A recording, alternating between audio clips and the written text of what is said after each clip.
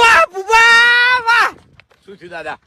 સમજી લે કે આપડી વેળા આવે છે ની બદલાઈ ગઈ લ્યા. એવું? એટલે શું કોમ થયું એ તો કહો. બુબા હા. હવે જંગ જોમે કે રંગ જોમે પણ જે જગ્યાએ આ ચક્કુ દાદા ની એન્ટ્રી થાય ને ઈ કણ હવે કાયદેસર લે માહોલ તો છે.